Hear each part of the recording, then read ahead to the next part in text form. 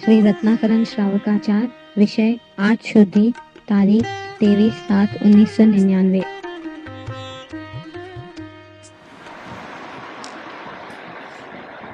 नमो अजंताणं नमो सत्ताणं नमो आयर्याणं नमो विभूतये नमो वैरे सर्वसामान्य नमो सर्वसाराय सानुभूत्या च कास्ते चित् स्वभावाय भावाय सर्वभावान् परच मंगलम भगवान वीर मंगलम गौतमो नम मंगलम कुंद कुंडालु जयं धर्मस्तु मंगलम सर्वमंगल मांगल्य सर्व कल्याण कारकम दानम सर्वधर्माणं जैनम जयतु शासनम ओंकार बिंदु संयुक्त नित्यं ध्यायन्ति योगिनः आमदं मोक्षदं च ओंकाराय नमः। श्री संबतभद्र आचार्य देवरचित श्री रत्नाकरण श्रावकाचार्य। इसमें छठा भावना अधिकार, उस पे पंडित सदाशिव दास कासलेवाल जी का 8 शुद्धियों का जो वर्णन है, इसमें 2 शुद्धि चलेगी, भाव शुद्धि और काय शुद्धि। अब विनय शुद्धि तीसरा नंबर। विनय शुद्धि इस प्रकार होती है, अरहंत आदि परम गुरुओं की, अरहंत के अलावा केवली आदि जो होते हैं अन्य भी, वो सब परम गुरु। केवल ज्ञान हुआ वो परम गुरु, क्योंकि गंधर आदि वो गुरु में आते हैं, क्योंकि उनको कोई भी ज्ञान में दोष नहीं रहता है, संपूर्ण लोकालोक को जैसा है वैसा जानते हैं, इसलिए परम गुरु कहते हैं। और एक आत्मा को परम गुरु कहते हैं। कैसे केवली होते हैं वो जानता कौन? गुरुओं का गुरु कौन? तो स्वयं सहजात्म स्वरूप केवली का ऐसा स्वरूप होता है, ये जानने वाला भी तो अपन ही है, इसलिए सबका गुरु है अपना आत्मा। तो अरहंत आदि परम गुरुओं की यथा योग्य पूजा में लीनता। पूजा में लीनता तो आजकल देखी नहीं आती है। भीड़ इकट्ठा पूजा में कोई नहीं आता है तो इतवार को भी पैसा दे करके बुलाना पड़ता है, ये हाल है। ये पूजा में आएगा उसको इतना, अभिषेक करेगा उसको इतना, ये सब बोलने लगी हुई है। ये ठीक नहीं है, अभिनय है एक दृष्टि से। इसमें हेतु दूसरा है, आत्म कल्याण का हेतु नहीं है। वहां तो मंदिर में कोई नहीं आता है तो मंदिर में आवे वो हेतु है, आत्म कल्याण का हेतु नहीं। आत्म कल्याण के हेतु के लिए ऐसा बोला नहीं, अकेला भी जाना है तो जावे, कोई नहीं आए तो नहीं आवे। लेकिन जो तरीका होता है वही होता है कि यथा योग्य पूजा में लीनता। उनके पूजा मतलब उनके गुणों की पूजा करना है। हम किसी को नमस्कार क्यों करते हैं, किसी की तारीफ क्यों करते हैं? पूजा में क्या करना होता है? प्रभु की तारीफ करना है। और प्रभु की तारीफ करो या अपने दोषों की गिनती करो, एक ही बात। सुबह सुबह क्या करना है, उठे तो आज एक और मौका मिला है, एक दिन और मिला है मेरे को आत्मसाधना करने के लिए। आज तक तो मैंने ऐसी ऐसी गलती की, अब आपके दर्शन हुए, अब से मैं ऐसा ऐसा करूंगा। क्या एक भावना रहती है अपने आप। हमारा मोटो आपके ऐसा बनने का है। शक्ति से तो हम भी परमात्मा है, लेकिन हमारी वर्तमान हालत तो बहुत खराब है।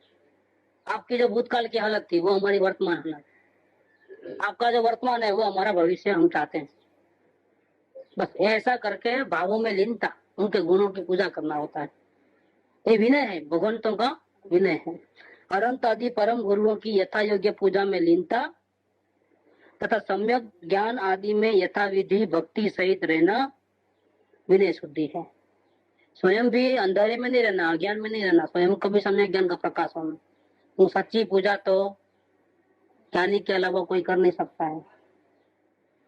ये तो क्या होगा, डिपेंडेंस आ जाएगा अरियंता के ऊपर, भगवान के ऊपर, गुरु के ऊपर। ये गड़बड़ है। वापिस पूजा करना अच्छा है, दर्शन में गलत है, लेकिन साथ में जो डिपेंडेंस है वो बढ़ाने वाला है एकदम।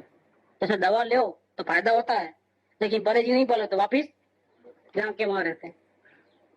4 कदम आगे चले और फिर आगे पीछे आ गए, फिर चल रहे, तो क्या हो गया, जहाँ के वही हो। ऐसा इसके अंदर होता है। ज्ञानी की पूजा सार्थक इसलिए है कि पूजा भी करते हैं, भक्ति भी करते हैं और पीछे नहीं हटते हैं। आगे ही आगे जाते हैं। क्यों? कि डिपेंडेंस तो पूरा स्वभाव का है, अवलंबन पूरा आत्मा का आधार लिया हुआ है। उनकी भले ही पूजा करते हैं लेकिन अवलंबन नहीं है वहां पर, अवलंबन लिए बिना ज्ञान के ज्ञेय मात्र है। उनके जैसा बनना है, उनकी वितरागता देखे हैं, उनकी परम शांति को देखते हैं, और हम अधूरे हैं तो भावना ऐसी होती है इसलिए पूजा करते हैं। डिपेंडेंस वाली बात नहीं है कि आप हमको दे दो कुछ, आप हमारा उद्धार करो, ये बात नहीं रहती। भाषा भले ऐसी आवे लेकिन वो बात डिपेंडेंस वाली बात नहीं रहती है, भाव में नहीं, अभिप्राय में अलग है। अनंत आदि परम गुरुओं की यथा योग्य पूजा में लीनता तथा सम्यक ज्ञान आदि में यथाविधि भक्ति सहित रहना, उसका नाम है विनय शुद्धि। सदा काल गुरुओं के अनुकूल प्रवर्तना। हम बोले ऐसा गुरु करे वो नहीं, गुरु बोले ऐसा हम करें। फिर हमारे को भावना होती है तो क्या करना, मन में दबा देना क्या? नहीं, भावना व्यक्त करना, भावना व्यक्त करने के बाद गुरु जैसा बोले ऐसा करना, ये जबरदस्ती नहीं करना।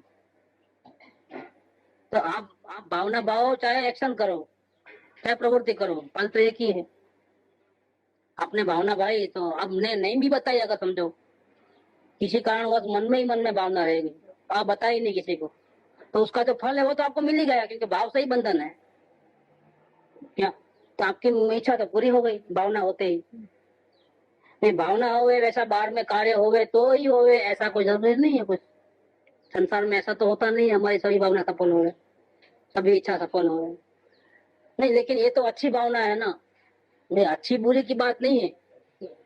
पाप की हो चाहे पुण्य की हो, कोई भी भावना हो वो सफल होना एक्शन में वो मुमकिन नहीं है, वो संभव नहीं है। क्योंकि ऐसे तो हजारों अनंत इच्छाएं हैं, तो कब तक पूरे करोगे आप? ऐसे तो अनंत इच्छाएं होंगी, और सभी भावनाएं, सभी संसार की भी क्या और पुण्य की भी क्या, वो पूरी होने वाली नहीं।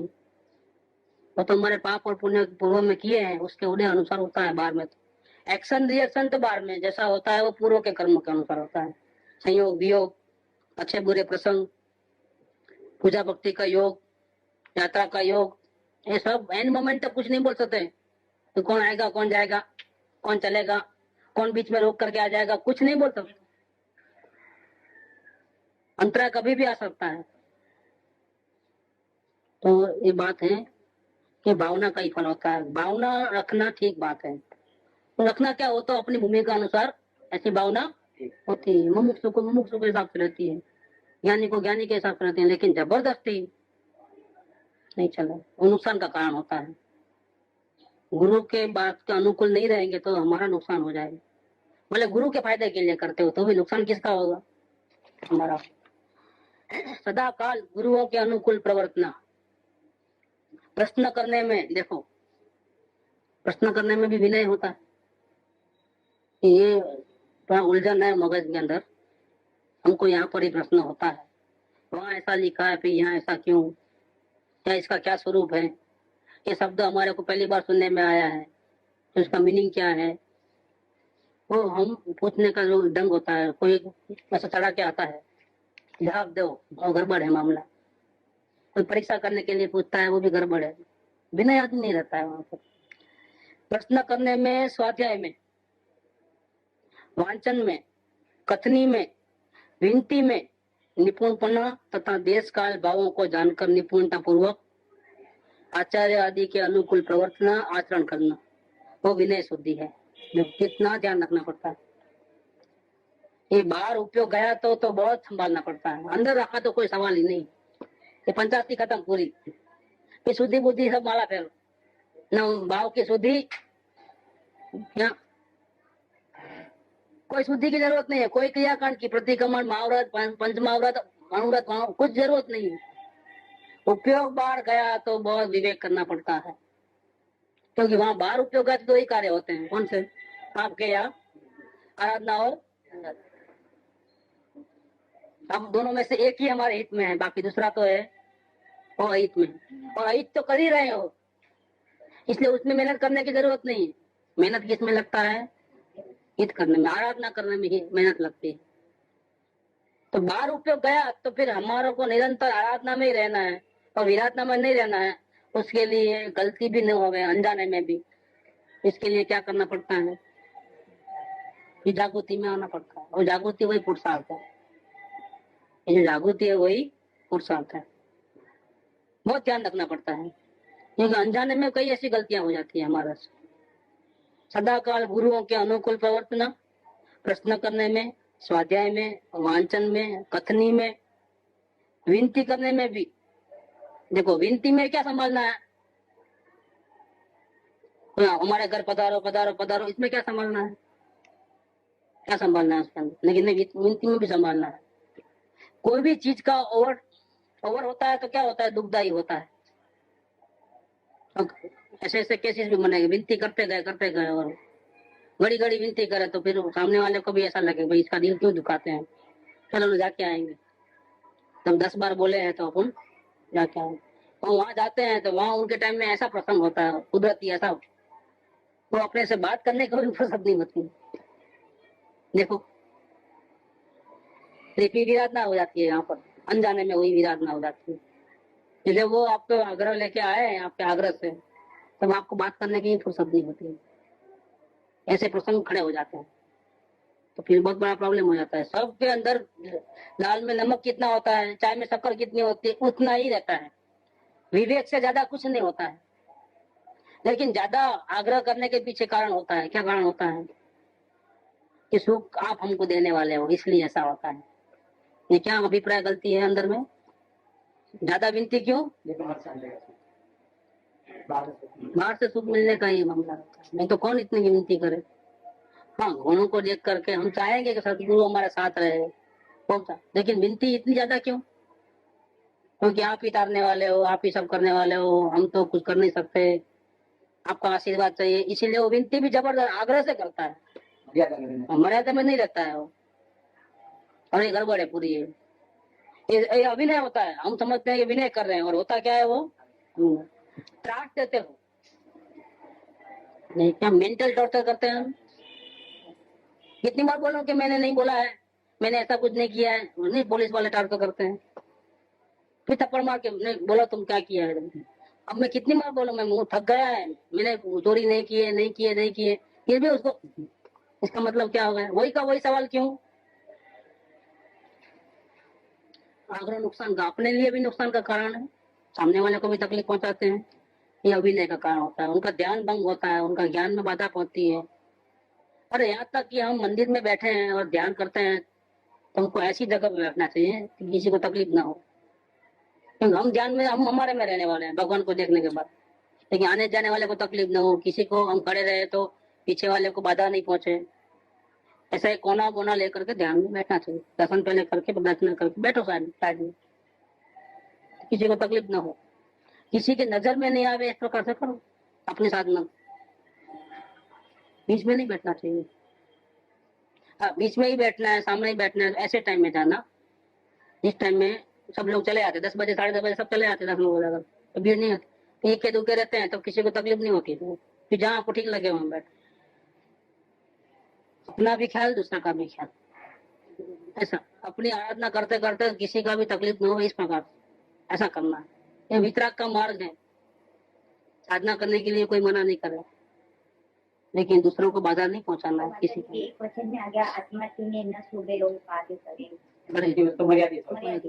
देखो कितनी बात वो तो आया थे, लेकिन अभी क्या है कि छोटे छोटे सेंटेंस में जो भाव भरे हैं ना, वो जब तक खोलेंगे नहीं ना तब तक समझ में नहीं आता।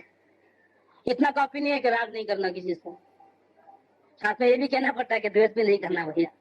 तो राग नहीं करेगा तो द्वेष करेगा, आप ही हमको दुख, हम बात नहीं करना, हम आपसे साथ रहते हैं तो राग हो जाता है। वो क्या होगा है ऑफिस, वो क्या हुआ, हमसे बात नहीं करना, आपके साथ नहीं रहना है, हमको राग नहीं करना है, तो क्या हो गया वापिस? अभी यहाँ मरा, वहां नहीं मरा तो यहाँ मरा। इस काल में जीवों की इस प्रकार की योग्यता है, बहुत खोल के समझाना पड़ता है। 108 पत्र अवलोकन का नाम नहीं है, पूरा अवलोकन की विधि है अंतर्मुक्ता। देखो क्या समझेंगे, जो विद्वानों की बस की बात नहीं है, वो सामान्य मुमुक्षु कैसे समझेंगे? काफी लोग अवलोकन के बारे में पूछते हैं, 108 पत्र का नाम दिया तो भाग जाते हैं। हमको तो लेटर आए हैं, कई विद्वानों के लेटर आए हैं। मुझे दूसरे लोग पीछे वाला है, आपको मुझे तो मालूम नहीं है, तो 108 का फिर आपको फोन नहीं किया, मुझे मालूम है। क्या नहीं करते हो समझ में, क्योंकि वहाँ अवलोकन शब्द ही नहीं। तुम इजी होना इजी। जी कहाँ से होगा। कल का कितना अच्छा था। कल तो बहुत अच्छा चला कुदरती। कल अभी लेंगे अपन यात्रा में भी। कल बेंचे के वतना पे प्रवचन चला था कुदरती। बोल बहुत अच्छा आ गया। आपकी पन्ना फिराते ही अगर अच्छा है तो 1 घंटा एकदम मस्त निकल गया। बहुत अच्छा। तो आधा घंटा लेने का 1 घंटा हो गया। वापिस दोबारा ऑटोम से लेकर के ज्ञान दशा के परिणमन तक पूरी बातें आई कल लेंगे उसमें। एक ही लेटर एक ही बोल में कितना भरा रहता है। बहुत जबरदस्त होता है।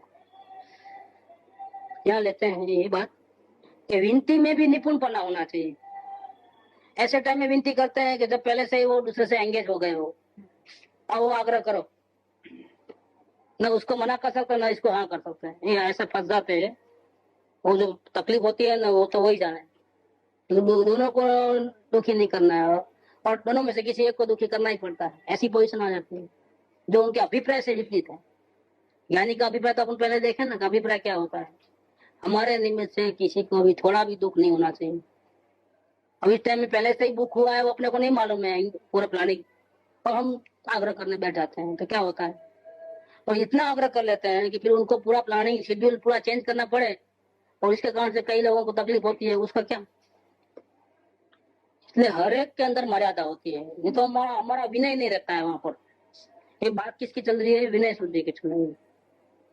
सदाकाल गुरुओं के अनुकूल प्रवर्तना, प्रश्न करने में, स्वाध्याय करने में, वांचन में, कथनी में, विनती में निपुणपना तथा देश काल भावों को जानकर निपुणता पूर्वक। देश ऐसी जगह जाते हो कि जो अनजाना प्लेस है तो वहां आप अगर ऐसा करोगे गुरुओं के पांव पड़ोगे वो करोगे और आप सहज करते हो, लेकिन उन लोगों को क्या लगता है कि यहाँ पर भी यही है व्यक्ति पूजा हो गई बात। समय भी देखना पड़ता है कि कौन से टाइम में पूजा करना, जो भी करना है तो कौन से टाइम में करना। जब भी आए धन बोल के तो नहीं होता है। उसका भी एक भक्ति बाह्य कॉन्टेक्ट का तो एक समय होता है। जैसा पूजा सुबह ही होती है, क्यों शाम में नहीं, रात में नहीं होती है। अभी से क्यों रात में नहीं होता है, एक टाइम है उसका भी। ऐसे विनय भक्ति का अगर पूजा भी करने का उसका भी एक समय रहता है। वो समय गया तो फिर नहीं, नेक्स्ट डे। हर एक का खाने का, पीने का, सोने का टाइम नहीं रहता है। जब चाहे तब उठना, जब चाहे तब दुकान पे जाना। तो पूजा भक्ति में भी एक देश काल सब देखना पड़ता है। पूजा करने में हाँ तकलीफ हुई बिना नहीं रहती है, तकलीफ होती है। देश काल भावों को जानकर, सामने वाले के भावों को जान करके करना है। निपुणता पूर्वक आचार्य आदि के अनुकूल प्रवृत्ति करना, आचरण करना, वो विनय शुद्धि है। विनय ही समस्त चारित्र संपदा का मूल है। हमारी जैसा विद्या विनय से शोभा होती है, ठीक है, वो तो प्रसिद्ध है कि विनय नहीं है तो विद्या का कोई वैल्यू नहीं। आप पढ़े लिखे हो लेकिन बात तो जंगली जैसे करते हो। हाँ, विनय के बिना विद्या भी नहीं आती है, उसका परिणाम नहीं आता है। विद्या होती है माइंड में, बुद्धि में, लेकिन उसका वैल्यू नहीं होता है। किसी की बुद्धि अच्छी होती है लेकिन वैल्यू नहीं होती है, गलत भाषा होती है, आचरण जैसा। तो फिर वो विद्या से जो फायदा होना चाहिए वो फायदा उसको नहीं होता है। इसलिए वो विद्या नहीं के बराबर है। क्या डॉक्टर लोग, वकील लोग, जो भी हो ना, चाहे जितने पढ़े लिखो, उसको कस्टमर के साथ या अपने को जो अपना रहता है उनके पास आता है, उसके साथ विनय से ही बात करना पड़ता। डांट के बात करो तो दोबारा आएगा नहीं, आप पे भरोसा भी नहीं रखेगा कोई भी। हर जगह ऐसा है। विनय से बड़े अपने को नुकसान नहीं करना है कोई बात नहीं, लेकिन अपना टर्म्स कंडीशन बिल्कुल विनय से बता देना चाहिए। हमारे ये टर्म्स कंडीशन हम इस प्रकार से करते हैं, नहीं हमारे को ऐसा जमता है। हमारे पास वो रूल्स नहीं है। हम सेवा करना चाहते हैं लेकिन हमारे इस प्रकार से नहीं। विनय से बात करो तो जाओ दूसरी जगह करा लो। ऐसा करते हैं, ऐसा बात करते हैं, नहीं होता है। तो व्यापार में विनय करते हो, कस्टमर को क्या वो समझते हो, कस्टमर इज अ गॉड, क्या वो हमारा भगवान है। और गुरु हमारे कौन है फिर, जिनवाणी कौन है हमारी। देखो जहाँ संसार बढ़ाने का प्रसंग हो तो वहाँ विनय भक्ति सब रहता है हर प्रकार। जहाँ संसार से छूटना है वहाँ उल्टा काम चलता है, नहीं चलता है इस प्रकार से। विनय शुद्धि होना है। विनय ही समस्त चारित्र संपदा का मूल है। विनय ही पुरुष का आभूषण है। विनय ही संसार समुद्र के तीरने के लिए नाव है। अतः ये तो मुनियात की बात हुई, आचार्यों के साथ बात कैसे पूछना करना स्वाध्याय करना वो रहा बात। अब यहाँ गृहस्थ के ऊपर लेते हैं। अतः गृहस्थ को भी मन से, वचन से, काया से, प्रत्यक्ष में या परोक्ष में विनय को धारण करना चाहिए।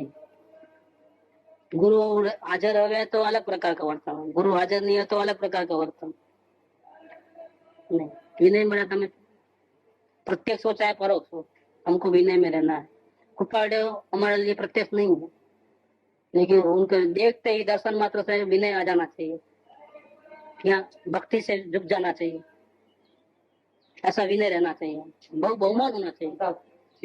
उसमें हमने तो साथ में गुरु करो हाँ प्रत्यक्ष को नहीं, लेकिन हाँ प्रत्यक्ष समाज 609 में है, 609 में प्रत्येक समझ कर करके ही कार्य करना। तथा गृहस्थ को भी मन से, वचन से, काया से प्रत्यक्ष परोक्ष विनय को धारण करना चाहिए। इसका विशेष वर्णन आगे तप के प्रकरण में करेंगे। अभी वो आगे तपस्या का जब चलेगा तब और डेवलपमेंट उसका बहुत है, विनय के बारे में बहुत। अब ये सब बोझा लगता है एक प्रकार से देखें तो, इतना संभालना पड़ता है भैया।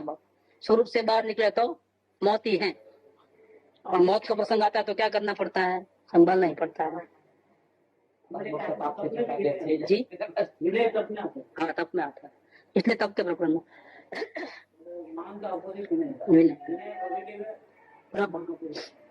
तो बहुत वर्णन उसका होता है और इतना ध्यान रखना पड़ता है, और भूमि का अनुसार ध्यान रखना जरूरी। हमको अगर लाभ चाहिए, परमात्मा बनने को निकले हैं ना, लाभ तो बहुत जबरदस्त है, तो फिर हमारा विनय भी इस प्रकार से होना चाहिए।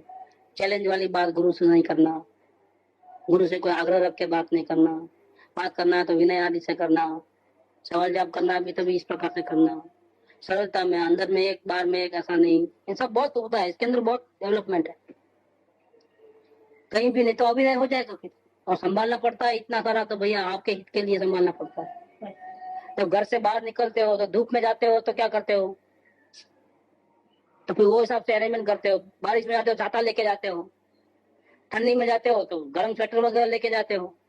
सब घर से बाहर निकलो, सब जरूरत पड़ेगा हर चीज का, तो वहां कैसे व्यवस्था करते हो? ऐसे अपने आत्मघर से बाहर निकलते हो, या जब तक अपना आत्मघर नहीं मिला है तब तक हमको गरजवान होकर के रहना चाहिए। ये बात, हम गरजवान, हम दुकानदार नहीं आएगा हमारे घर में माल पहुंचाने के लिए। हमको अगर सस्ता अच्छा माल चाहिए तो हमको जाना पड़ेगा बाजार में, 4 जगह घूमना ही पड़ेगा। सब्जी लेने को भी जाना पड़ता है, हमारा गरज है। तो ऐसा गरजवान जब तक आत्मज्ञान नहीं होवे, और इसके बाद भी जब तक परमात्मा दशा नहीं आवे तब तक गरजवान पना रहता है। और गरजू होता है वो विनय किए बिना नहीं रहता है, विनय से वो आगे बढ़ता है। इस प्रकार से रहता, विनय करता है तो वो आगे बढ़ता है। अब ईर्यापत शुद्धि ये जनरली साधुओं को ही होती है, ईर्या समिति जो होती है ना उसमें। साधुओं के ईर्यापत शुद्धि इस प्रकार जानना, अनेक प्रकार के जीवों के स्थान, जीवों की उत्पत्ति रूप योनि तथा जीवों के रहने के जो आश्रय स्थल है, उन्हें जानकर यत्नाचार पूर्वक उन जीवों के कष्ट होने को दूर से ही त्याग कर गमन करते हैं। ऐसी जगह पे नहीं रहते हैं जहाँ उसको तकलीफ हो हमारे रहने से, दूर से ही वो चले जाते हैं। अपने ज्ञान से सूर्य के प्रकाश में नेत्र आदि इंद्रियों द्वारा उजाले में देखते हुए मार्ग में चलते हैं। काम तो लीडर तो ज्ञान ही है, लेकिन सूर्य का प्रकाश भी चाहिए और हमारी आंख भी अच्छी चाहिए। सूर्य का प्रकाश अच्छा है लेकिन हमारा आंख नहीं बराबर, तो गमन नहीं करना। गमन करते वक्त तो ये सब कंडीशन है, कोई एक जगह स्थिर रहो, बैठे हो अर्धासन में, पद्मासन में, कोई बात नहीं। ऐसे निकले हिले डुले तो पूरा ध्यान रखना है। ईर्यापत शुद्धि है, रात को नहीं निकल सकते, दिन के उजाले में ही निकलना रहता है, ऐसा रहता है। मार्ग में उतावली पूर्वक शीघ्रता से गमन वो भी नहीं चलता है, भले जल्दी पहुंचना हो लेकिन नहीं चलता है, क्योंकि उतावली में आप ध्यान नहीं रख पाओगे, देख के नहीं चल पाओगे बराबर, तो कोई कीड़े आकर के मर जाएंगे आप, वो नहीं चलता। तो उतावली पूर्वक शीघ्रता से गमन, विलंब करते हुए गमन, आराम लेते लेते जाना वो भी नहीं चलेगा। दोनों बैलेंस है, जल्दी भी नहीं, खाते खाते भी नहीं। संभ्रम पूर्वक भूल कर गमन, विस्मय रूप आश्चर्य करते हुए गमन, पीड़ा करते हुए गमन। मैं टेप रिकॉर्ड के गाने सुनते सुनते जाना, पीड़ा करते हुए नहीं चले। हाँ वैसे जाते हैं ट्रैवलिंग। अब इतना 11-12 घंटे 15 घंटे कैसे? पते खेलो, टेप रिकॉर्ड में गीता सुनो, पेपर पढ़ो। इनका तो बात ही नहीं होता, समय की बात है, वो तो सब मान लेते हैं। ये तो मुनिराज की बात चल रही है। पीड़ा करते हुए गमन, शरीर को विकार युक्त करते हुए गमन, दिशाओं की ओर देखते हुए गमन। सवाल ही नहीं है, मुनिराज तो ऐसा देखते ही नहीं उधर उधर। 4 हाथ, ये लिमिट है उनका देखने का भी।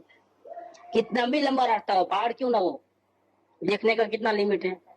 4 हाथ मतलब 8 फुट से ज्यादा नहीं देखना, आगे देखना ही नहीं 8 फुट। चाहे शेर आए, चाहे मोटर आए, चाहे कुछ भी आए, नहीं देखना तो नहीं देखना।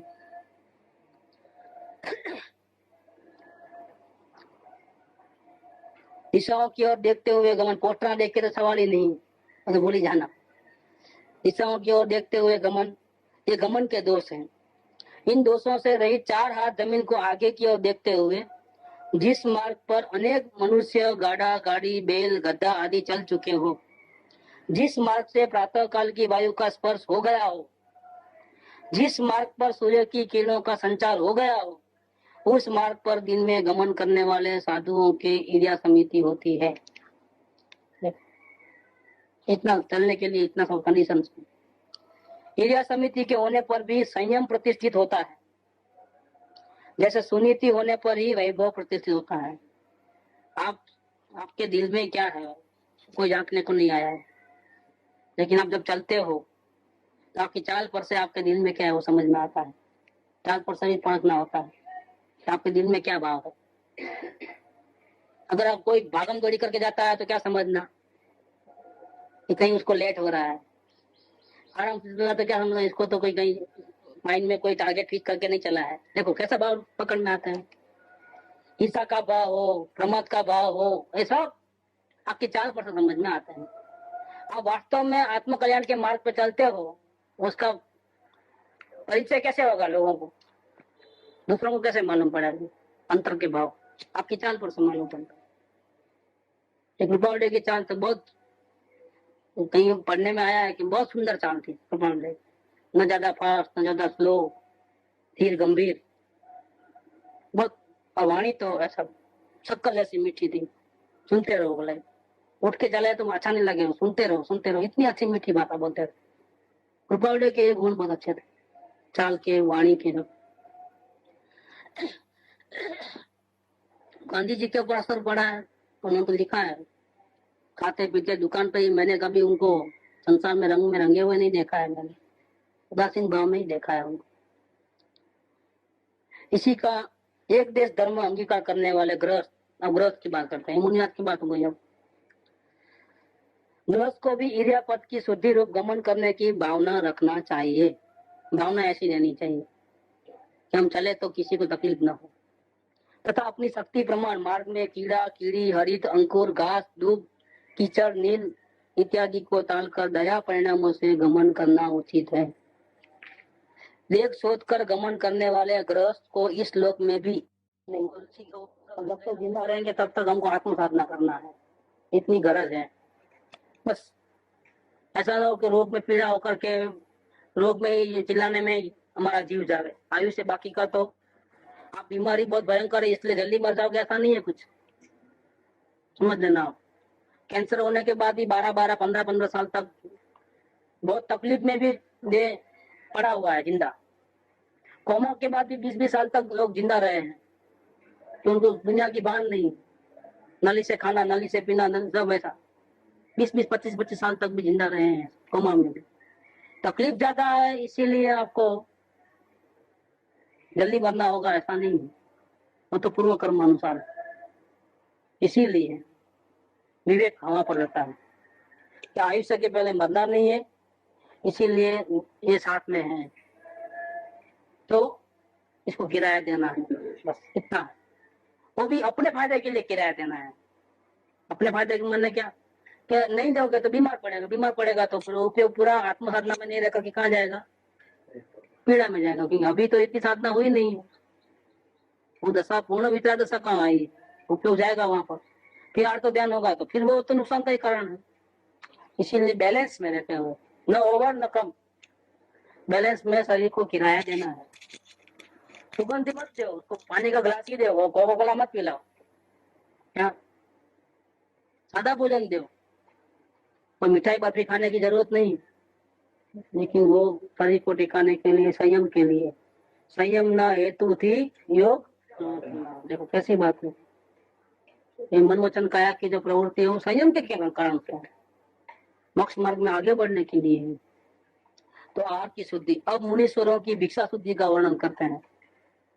साधु जब वन से भिक्षा के लिए नगर ग्राम आदि में जाते हैं, तब देश की रीति को, काल को जानकर और नगर ग्राम आदि को उपद्रव रहित जानकर जाते हैं।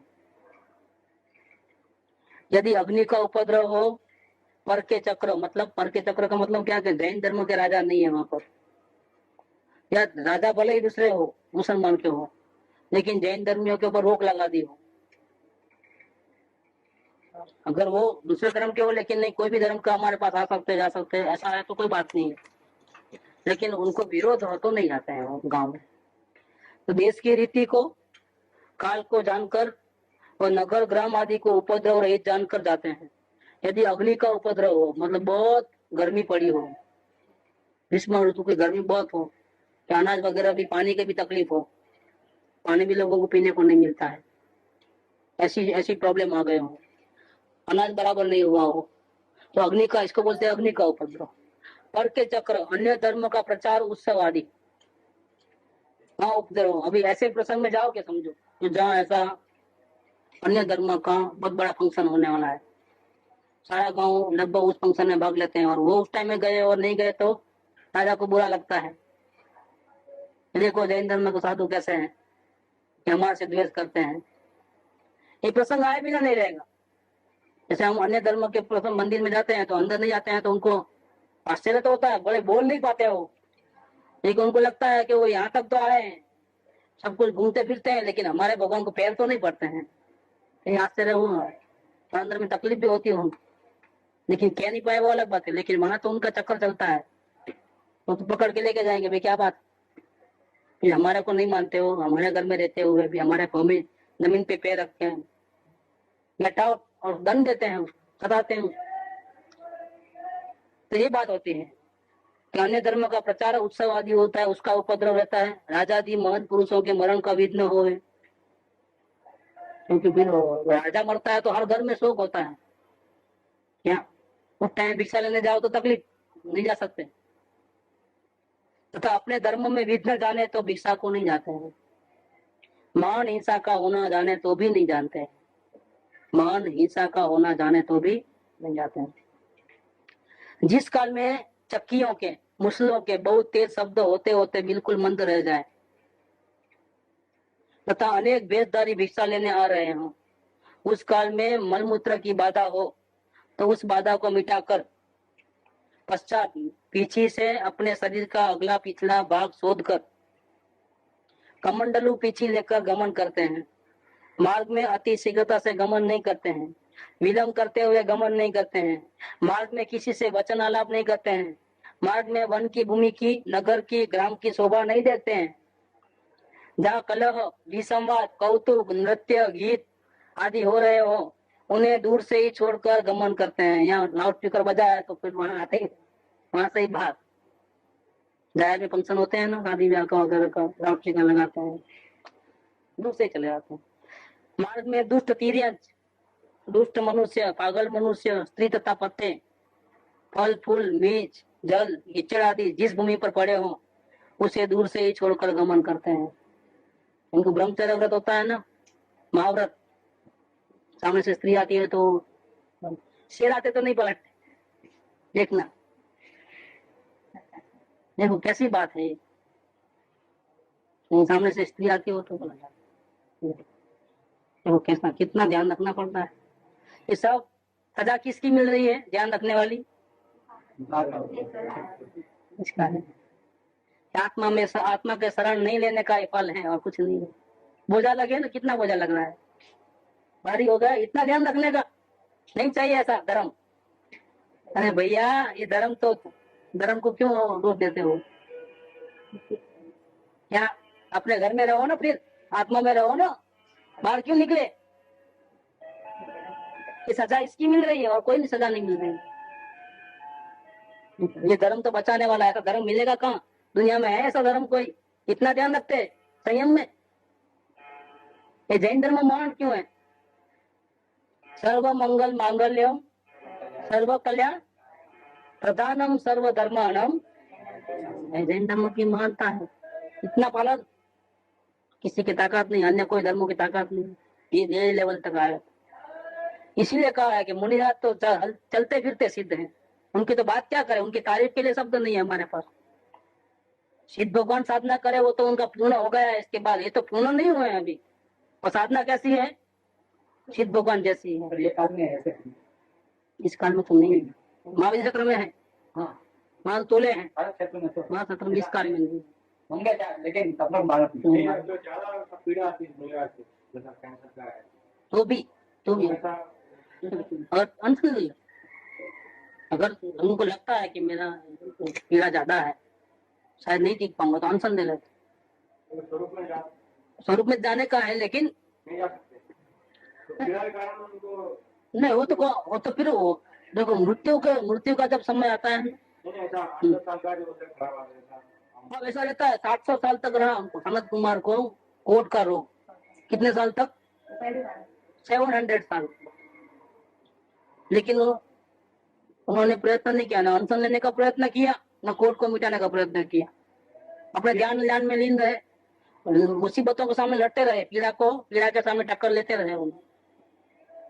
जब उनको लगे कि नहीं अब मेरा उपयोग आत्मा में नहीं रहता है, पीड़ा में ज्यादा रहता है, जब ऐसी पोजीशन आती है तब अनशन ले लेते हैं। जब तक हमारी जीत है कि उपयोग पीड़ा में कम और आत्मा में ज्यादा, ऐसा जब तक हो तब तक तो बराबर है। 51-49 तब तक कोई बात नहीं है क्या? लेकिन पीड़ा में ध्यान 51 जाता है और यहाँ 49, अब ले लो अनशन। अभी वो रमन महर्षि देखो रहता है। कैंसर का ऑपरेशन करा, एनेस्थीसिया के द्वारा ऑपरेशन होता है, ऐसे नहीं थी। पूरी जागृत अवस्था में इतना बड़ा ऑपरेशन रमन महर्षि पॉसिबल है। तो इसमें मनोबल भी काम करता है, आत्मबल भी काम करता है, किसका कैसा है देखना। मन की शक्ति से भी वो पीड़ा सहन कर पाता है। हाँ होता है, कोई बड़ी बात नहीं है। देखो अभी वो हाँ वो तो कैसे हो गया, दोनों हाथ नए आ गए उनको, अपने मुमुक्ष हुई है।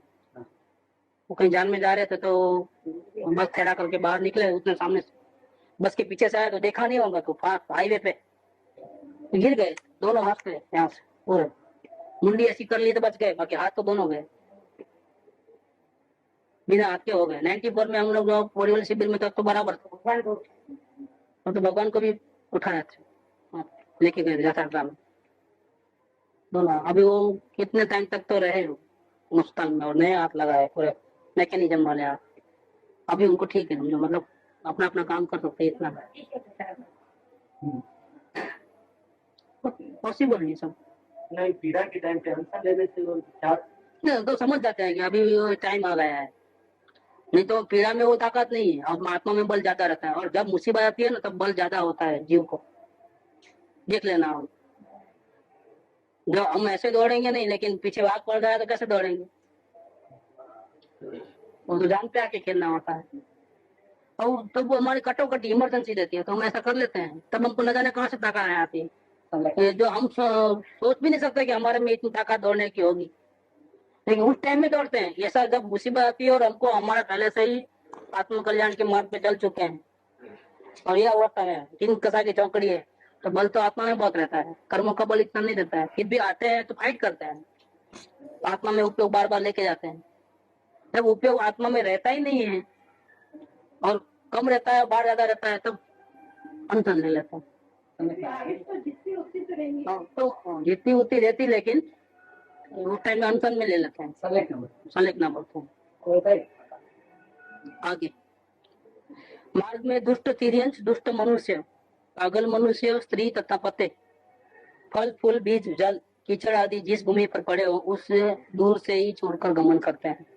आचारण शास्त्र में कहे देश काल को जानने में निपुण तथा मार्ग में गमन करता साधु दातार का तथा भोजन का इस प्रकार चिंतन नहीं करता है कि आज मुझे कौन दातार भोजन देगा, मुझे भोजन शीघ्र ही मिल जाए तो अच्छा है, मीठा नमकीन गरम ठंडा स्वादिष्ट या बेस्वाद भोजन मिल जाए तो अच्छा है।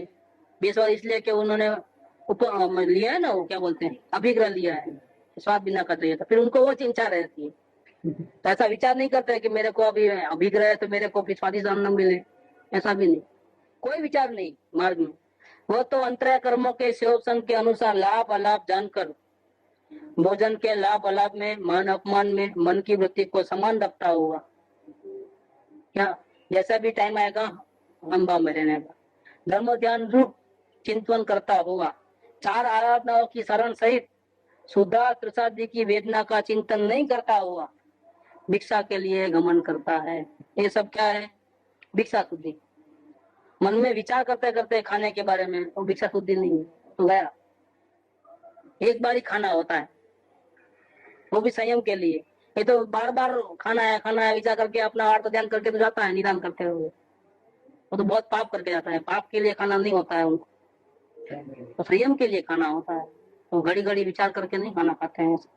लोक निंदे कुल में गमन नहीं करता है। उत्तम कुल के भी ऐसे घरों में प्रवेश नहीं करता है कि जहाँ दानशाला हो, विवाह आदि हो रहा हो, मृतक का सूतक हो, गान गीत हो रहा हो, नृत्य के वाजिंत्र बजने का उत्सव हो रहा हो, रुदन हो रहा हो, भिक्षा भोजन के लिए बहुत लोग एकत्र हो रहे हो, कलह विसंवाद द्युत क्रीड़ाएं हो रहे हो, दरवाजे बंद हो, जाने वाले को कोई मना कर रहा हो, घोड़ा हाथी ऊंट बैल आदि रास्ते में खड़े हो या बंधे हुए हैं, उनके घर के आंगन में बंधे हुए तो भी नहीं, अनेक मनुष्यों की भीड़ हो रही हो, संकड़े रास्ते में बहुत लोगों का संकड़ाई से आना जाना हो रहा हो, नाभि से अधिक नीचे दरवाजे में से जाना पड़ता हो, पैरों से अधिक ऊंची भूमि पर चढ़ना पड़ता हो, हाथ से चढ़ना पड़ता हो, ऐसे घरों में तो साधु भोजन के लिए प्रवेश ही नहीं करता है। बहुत नियम। चंद्रमा की चांदनी के समान धनवान निर्धन सभी के घरों में जाता है। चंद्रमा की चांदनी तो गरीब के घर में भी आती है और अमीर के घर में भी आती है। इसी प्रकार उनको ऐसा नहीं है कि पैसे वालों के घर में जाऊं और गरीब के घर में नहीं जाऊं, ऐसा नहीं होता है। दीन अनाथ निंदे कर्मक से जीविका करने वाले, गीत नृत्य वादित्र से जीविका करने वाले इत्यादि अयोग्य घरों में भिक्षा के लिए नहीं जाता है। एक्टरों के घर में नहीं जाते हैं, भले कितने पैसे वाले, क्या लता मंगेशकर घर में नहीं जाएंगे। गीत नृत्य वादित्र उसकी कमाई वाले घर में नहीं आते हैं वो लोग। दीन अनाथ जो खुद बेचारे खाने के लिए तड़पते हो, या जिसकी कमाई कत्ल खाने से वहां से आती हो, नहीं। जब भिक्षा के लिए घरों में जाता है तो जहाँ तक अन्य भिक्षुओं को तथा सभी जनों को आने की रोक नहीं हो वहां तक ही जाता है। आशीर्वाद धर्म लाभ आदि मुख से कुछ भी नहीं कहते हैं, क्या नहीं तो लालच के मारे बेचारा खाना देगा, नहीं चाहिए ऐसा खाना हमारे। आशीर्वाद भी नहीं, धर्म लाभ भी नहीं, हुंकार या भौं से इशारा आदि नहीं करता है। ऐसा भी नहीं। वो पूछेंगे ये चाहिए कि वो चाहिए, ऐसा कुछ भी नहीं, इशारा बिशारा कुछ नहीं, आंखों का इशारा भी नहीं। देखो पेट का कृष्णपना नहीं दिखलाता है कि देखो मैं भूखा हूँ 2 दिन से, ऐसा भी नहीं बताते, नहीं ऐसा नहीं बोलते हैं। तो इतने दिन से भूखा हूँ, मूंगा तो भी बोलते हैं ना, इशारा करते हैं, नहीं ऐसा नहीं करते हैं। हाथ से मांगने का इशारा नहीं करता है। दाता को देखने के लिए, भोजन को देखने के लिए ऊपर की ओर या दिशा विदिशा में नहीं देखता है। अधिक देर तक खड़ा नहीं रहता है। बिजली की चमक के समान आधे आंगन तक जाकर रुक जाता है। तिष्ट तिष्ट तिष्ट ऐसे 3 बार आदर पूर्वक बोलकर खड़ा रहे तो खड़ा रहे। एक बार निकल आने के पश्चात फिर उसी घर में नहीं जाता है, फिर अन्य घर में प्रवेश करता है। अंतराय हो जाए तो फिर अन्य घर में भी नहीं जाता है, वापिस सीधा वन को ही लौट जाता है। एक घर की छूट है, वापिस आया तो दूसरा घर जाना, वहां भी अगर नहीं तो सीधा वन में खत्म, कहीं जाने का नहीं।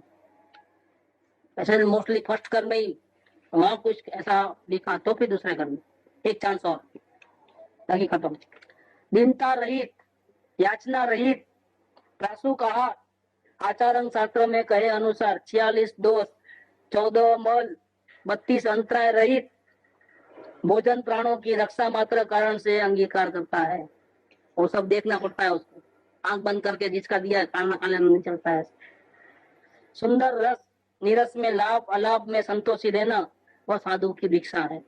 इस भिक्षा की शुद्धता से चारित्र की उज्जवल संपदा उसी प्रकार प्राप्त होती है जिस प्रकार साधु पुरुषों की सेवा से गुणों की संपदा प्राप्त हो जाती है। मुनीश्वरों की भिक्षा 5 प्रकार से होती है। एक गोचरी वृत्ति, एक अक्ष मुक्षण वृत्ति, उदराग्नि प्रश्नमन वृत्ति, ब्राह्मणी वृत्ति, गर्त पूर्ण वृत्ति, ऐसे 5 प्रकार से साधुओं के आहार में प्रवृत्ति जानना। इसका डिटेल अपन बाद में कभी लेंगे। गोचरी, अक्ष मुक्षण सब बहुत डिटेल है इसके अंदर यहाँ तक। अब आगे मुनिराज की बात करते हैं। श्रावक भी अन्याय को छोड़कर, अब श्रावक की बात करते हैं, बहुत हिंसा के कारण व्यवहार आरंभ छोड़कर कर्म के उदर में दिए धन में संतोष धारण करके, आकुलता करके कमाई लक्ष्मी का उपभोग नहीं करना। निराकुलता जितनी मैक्सिमम रहे इतनी, धंधे के थोड़ी बहुत होती है, लेकिन ओवर आकुलता कमाई जल्दी कर लेना नहीं होना। क्या कर्मों के उदर में दिए धन में संतोष धारण करके, दूसरों को कष्ट दिए बिना न्याय से कमाए धन को मद विषाद चिंता रहित होकर दान का विभाग करके भोगता है। उसमें भी थोड़ा ईसा दान के लिए बचा के रखता है और फिर भोगता है। अभक्ष आदि सदोष भोजन का त्याग करके दिन में भोगांतराय लाभांतराय कर्म के क्षोभ प्रमाण रस निरस जो मिला उसमें कुटुंब का विभाग व दान का विभाग कर भोजन आदि करता है। गृहस्थ के लालसा रहित गृहस्था रहित ही भोजन की शुद्धता है।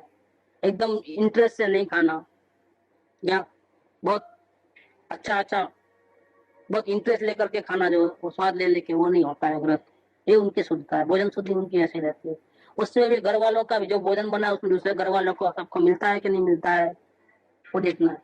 दान आदि के लिए अरेंज किया हुआ है कि नहीं खाना, वो सब देखने के बाद जो अपने हिस्से का है वो भी बिना लालसा के बिना वृद्धि से लेना है।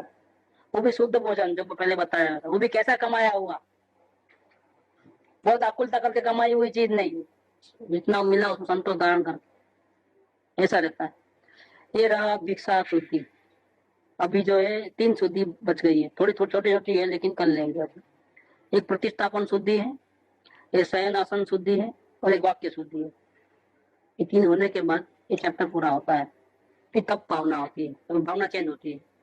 यहाँ तक ये धर्म का भावना यहाँ पर है। सुख धाम अनंत सुसंत चही दिन रात रहे तद ध्यान मही प्रशांति अनंत सुधामय जे प्रणमो पद तेवर तेजयते प्रणमो पद तेवर तेजयते प्रणमो पद ते